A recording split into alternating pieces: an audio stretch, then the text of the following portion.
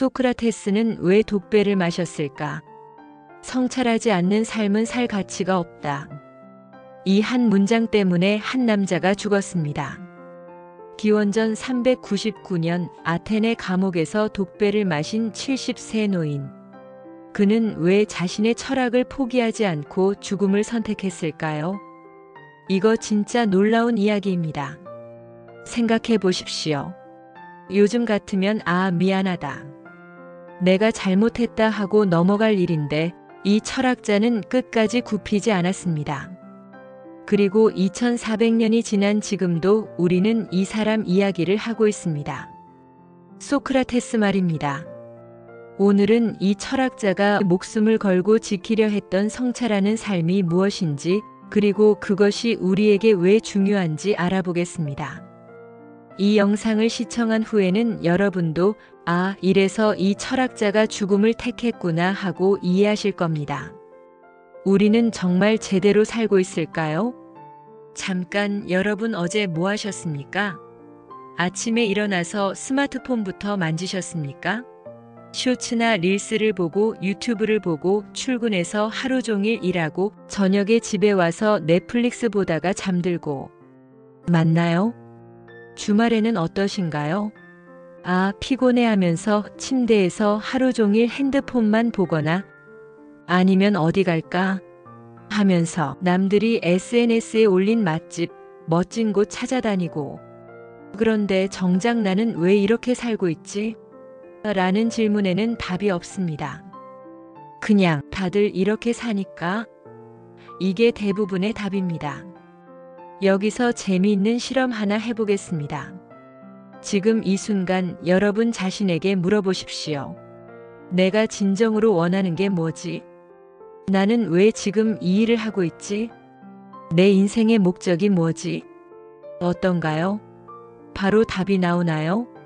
아마 대부분 하실 겁니다. 이게 바로 소크라테스가 말한 문제입니다. 우리가 살고 있는 게 아니라 그냥 존재하고 있다는 겁니다. 현대인들은 정말 바쁩니다. 성공해야 한다는 압박, 남한테 뒤처지면 안 된다는 조급함, 최신 트렌드 놓치면 안 된다는 불안감. 하루하루가 전쟁 같습니다. 그런데 이상한 건 열심히 살고 있는데도 뭔가 허전합니다. 마치 남의 인생을 사는 것 같은 기분이 듭니다. 내가 정말 살고 있는 건가? 아니면 그냥 시간만 때우고 있는 건가? 그럼 소크라테스는 누구였을까요? 기원전 470년 아테네에서 태어난 이분. 아버지는 조각가였습니다. 그러니까 평범한 집안 출신입니다. 요즘으로 치면 동네 석공 아들 정도입니다. 그런데 이분이 특이했던 게 어렸을 때부터 질문을 엄청 많이 했다고 합니다. 왜? 그게 정말 맞아? 그런데 그 근거가 뭐야? 부모 입장에서는 정말 골치 아픈 아이였을 겁니다. 당시 아테네는 어땠냐면 민주주의가 막 시작된 시기였습니다. 그리고 소피스트라는 사람들이 있었는데 이들이 뭘 했냐면 말 잘하는 기술을 가르쳐 줬습니다. 돈 받고 말입니다. 어떻게 하면 사람들을 설득할 수 있는가? 어떻게 하면 토론에서 이길 수 있는가? 이런 걸 가르치는 겁니다. 요즘의 스피치 학원 같은 겁니다. 그런데 소피스트들의 문제가 뭐였냐면 진리는 상대적이다라고 했습니다. 즉, 절대적인 진리 같은 건 없고 상황에 따라 다르다는 겁니다. 그러니까 이길 수만 있으면 뭘 말해도 상관없다는 식이었습니다. 하지만 소크라테스는 달랐습니다. 첫 번째 특징, 돈을 받지 않았습니다. 소피스트들은 강의료를 받았는데 소크라테스는 평생 한 푼도 안 받았습니다. 왜냐하면 자신은 가르칠 게 없다고 생각했기 때문입니다. 두 번째 특징, 나는 아무것도 모른다라고 했습니다. 이게 유명한 무지의 지라는 개념인데 정말 모른다는 게 아니라 내가 모른다는 걸 아는 게 지혜의 시작이라는 뜻입니다. 여기서 재미있는 일화가 하나 있습니다. 어느 날 소크라테스 친구가 델포이 신전에 가서 신탁을 받았습니다. 아테네에서 가장 지혜로운 사람이 누구냐고 물었더니 신이 소크라테스라고 답했다는 겁니다. 그런데 소크라테스는 이 말을 듣고 깜짝 놀랐습니다. 무슨 소리야? 나는 아무것도 모르는데? 그래서 이게 무슨 뜻인지 알아보려고 직접 실험을 해봤습니다. 아테네에서 지혜롭다고 소문난 사람들을 찾아가서 이것저것 질문해 본 겁니다. 먼저 정치가를 찾아갔습니다.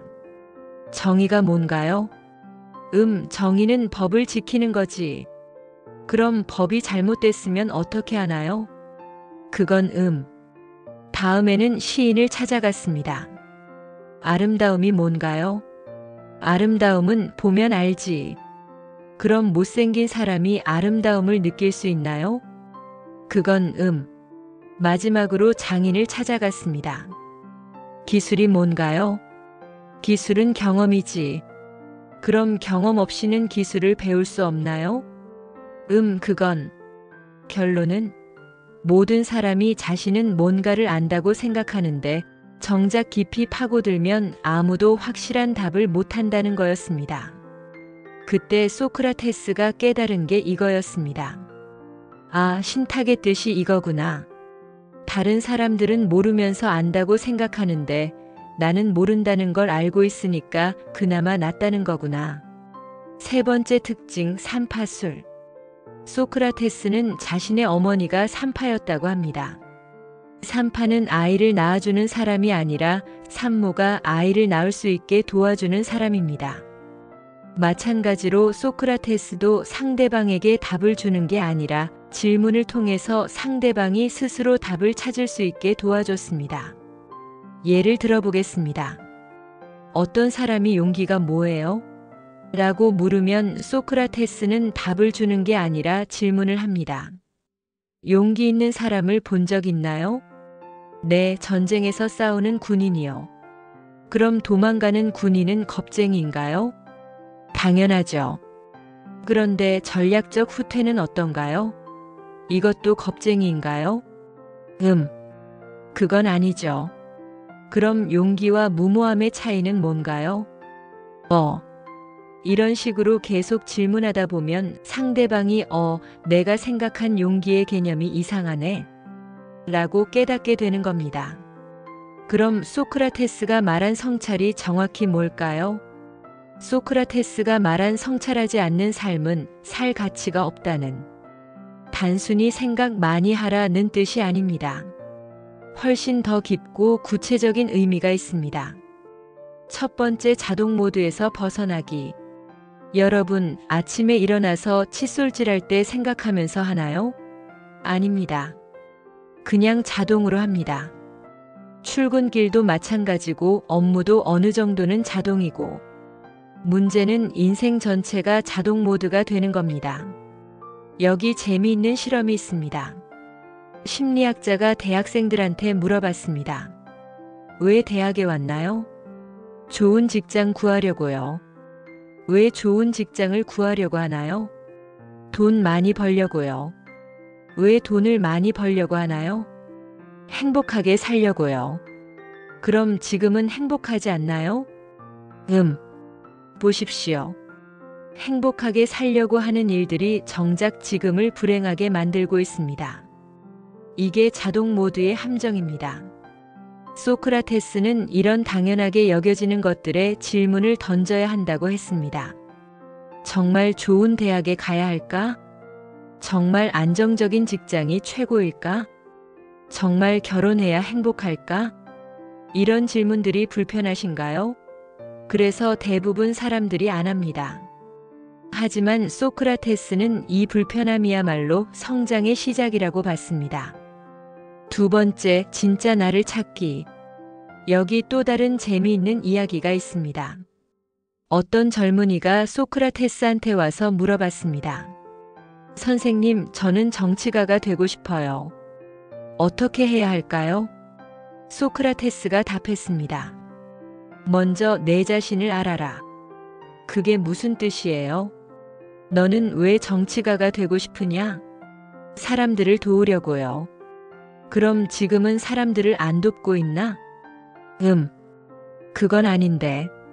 그럼 정치가가 되는 게 사람을 돕는 유일한 방법인가? 아니요. 그럼 너는 정말 사람을 돕고 싶은 건가? 아니면 권력을 갖고 싶은 건가? 이런 식으로 질문하다 보면 그 사람이 진짜 원하는 게 뭔지 알게 됩니다.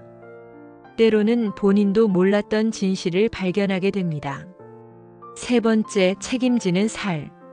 소크라테스의 성찰에서 가장 중요한 건 책임입니다. 예를 들어 봅시다. 어떤 사람이 직장에서 승진을 못했습니다. 그럼 보통 뭐라고 하나요?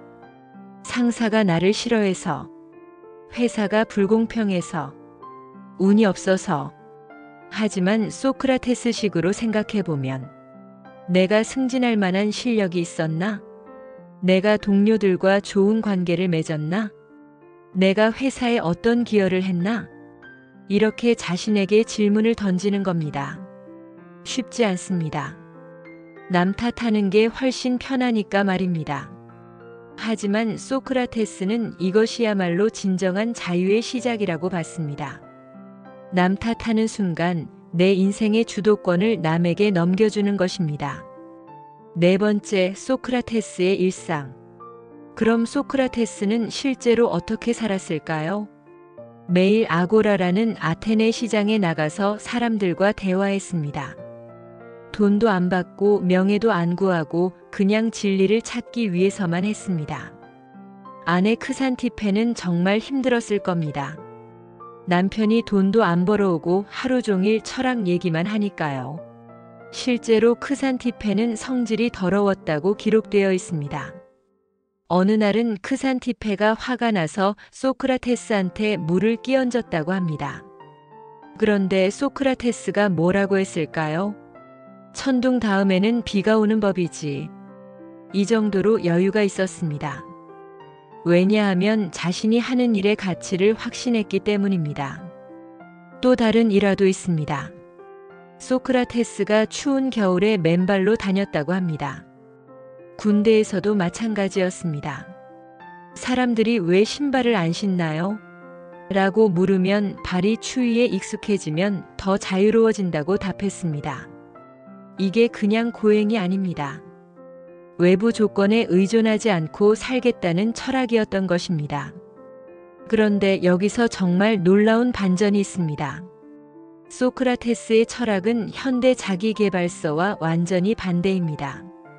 요즘 자기계발서들 보면 뭐라고 하나요? 목표를 세워라. 자신감을 가져라. 성공하라. 더 나은 자신이 되라. 하지만 소크라테스는 정반대로 말합니다. 내가 세운 목표가 정말 옳은 건가? 내가 가진 자신감이 착각은 아닌가? 내가 생각하는 성공이 진짜 성공인가? 더 나은 자신이라는 게 뭔가? 현대 사회는 우리에게 끊임없이 확신을 가지라고 합니다. 흔들리지 말고 의심하지 말고 밀어붙이라고 합니다. 하지만 소크라테스는 의심하라고 합니다. 특히 자기 자신을 의심하라고 합니다. 기원전 399년 소크라테스는 재판을 받게 됩니다. 죄목이 뭐였냐면 젊은이들을 타락시키고 신들을 믿지 않는다는 것이었습니다. 당시 아테네는 스파르타와의 전쟁에서 져서 정치적으로 매우 불안한 상황이었습니다. 그런데 소크라테스는 계속 기존 질서의 의문을 제기하니까 눈의 가시였던 겁니다. 재판에서 소크라테스는 여러 선택지가 있었습니다. 무죄를 주장한다, 벌금을 낸다, 아테네를 떠난다, 철학을 그만한다고 약속한다. 어떤 것을 선택해도 목숨은 건질 수 있었습니다. 그런데 소크라테스는 오히려 재판관들을 도발했습니다. 여러분이 나를 죽인다고 해서 더 나아지는 건 아무것도 없을 겁니다. 오히려 여러분은 훌륭한 비판자를 잃게 될 것이고 그러면 더욱 깊은 잠에 빠지게 될 겁니다. 만약 여러분이 나에게 철학을 그만하고 살라고 한다면 나는 이렇게 답하겠습니다. 아테네 시민 여러분, 나는 여러분을 사랑하고 존경하지만 신보다는 여러분의 말을 듣지는 않겠습니다. 그리고 숨이 붙어 있고 할 수 있는 한 나는 철학을 그만두지도 않을 것이고 여러분을 가르치고 설득하는 일도 그만두지 않을 것입니다. 결국 사형 선고가 내려졌습니다. 친구들이 탈옥시켜 주려고 했는데 거부했습니다. 왜냐하면 그렇게 되면 자신의 철학과 모순되기 때문이었습니다. 법에 대한 존중, 자신의 신념에 대한 일관성, 이런 것들이 더 중요했던 것입니다. 사형 집행 당일 소크라테스는 친구들과 마지막 대화를 나눴습니다. 그런데 놀랍게도 죽음에 대한 공포가 전혀 없었습니다. 죽음이 뭔지 아무도 모르는데 왜 무서워하나? 죽음은 두 가지 중 하나일 텐데 첫째는 완전한 무상태이거나 둘째는 영혼이 다른 곳으로 이동하는 것이다. 만약 무라면 깊은 잠과 같을 테고 만약 이동이라면 그곳에서 호메로스나 다른 훌륭한 사람들과 대화할 수 있을 것이다. 둘 다 나쁘지 않지 않나? 독배를 마시기 직전에도 농담을 했습니다. 아스클레피오스, 치료의 신에게 닭 한 마리를 빚지고 있으니 갚아달라고 전해줘. 왜냐하면 죽음을 질병으로부터의 치료라고 본 것입니다. 마지막까지 유머를 잃지 않았던 겁니다. 그런데 소크라테스는 왜 죽음을 택했을까요? 답은 간단합니다. 성찰하지 않는 삶은 정말 살 가치가 없다고 믿었기 때문입니다. 소크라테스에게 철학을 포기하라는 건 숨 쉬지 말라는 것과 같았습니다. 그 정도로 성찰이 삶의 핵심이었던 것입니다. 그럼 우리는 어떻게 살아야 할까요? 첫째, 일상에 질문하기. 매일 자신에게 물어보십시오. 오늘 왜 이 일을 했지? 이게 정말 내가 원하는 걸까? 다른 방법은 없을까? 처음에는 불편할 겁니다. 하지만 이 불편함이 성장의 시작입니다. 둘째, 왜? 라는 질문의 힘. 소크라테스는 평생 왜? 라고 물었습니다. 우리도 마찬가지로 해봅시다. 왜 이 옷을 입었지? 왜 이 음식을 먹었지? 왜 이 사람과 만나지? 사소한 것부터 시작해서 점점 큰 것으로 확장해 보십시오. 셋째, 다른 사람과의 대화. 소크라테스는 혼자 생각한 게 아니라 다른 사람과 대화했습니다. 우리도 마찬가지로 해야 합니다.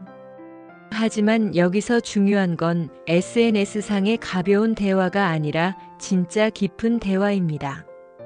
어떻게 살 것인가? 무엇이 중요한가? 같은 근본적인 질문들 말입니다. 넷째, 실패를 두려워하지 않기. 소크라테스는 나는 모른다고 당당하게 말했습니다. 모르는 것을 인정하는 것이 지혜의 시작이라고 봤습니다. 우리도 마찬가지입니다. 완벽하지 않아도 됩니다. 실수해도 됩니다. 중요한 건 그 실수에서 배우는 겁니다. 다섯째, 자신만의 가치관 세우기. 남들이 좋다고 하는 것이 아니라 내가 진정으로 가치 있다고 생각하는 것을 찾아야 합니다. 소크라테스는 돈도 명예도 권력도 거부했습니다. 대신 진리를 추구하는 삶을 택했습니다. 우리도 각자 자신만의 가치관을 세워야 합니다. 소크라테스가 죽기 전에 한 말이 있습니다. 좋은 사람에게는 살아있을 때나 죽을 때나 나쁜 일이 일어날 수 없다. 이게 무슨 뜻일까요? 성찰하는 삶을 사는 사람은 어떤 상황에서도 그 상황에서 배울 수 있고 성장할 수 있다는 뜻입니다. 반대로 성찰하지 않는 삶은 아무리 좋은 일이 일어나도 진짜 행복을 느낄 수 없습니다. 왜냐하면 그 의미를 모르기 때문입니다. 오늘부터 실천해 볼 수 있는 것들입니다.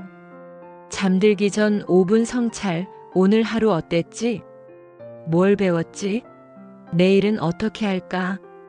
주요 결정 전 질문하기. 이게 정말 내가 원하는 걸까? 다른 방법은 없을까? 깊은 대화 나누기, 가족이나 친구와 인생에 대한 진짜 대화하기. 독서와 사색, 철학책까지는 아니어도 생각하게 만드는 책 읽기. 혼자만의 시간, 스마트폰 없이 그냥 생각하는 시간 갖기.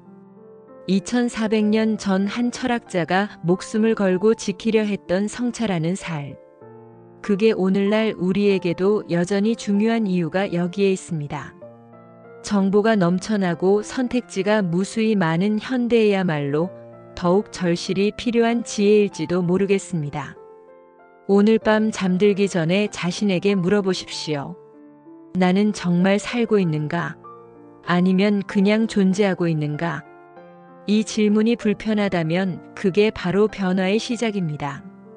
소크라테스가 그랬듯이 우리도 용기를 내어 성찰하는 삶을 시작해 봅시다. 진정으로 살 가치 있는 삶은 바로 거기서 시작됩니다. 감사합니다.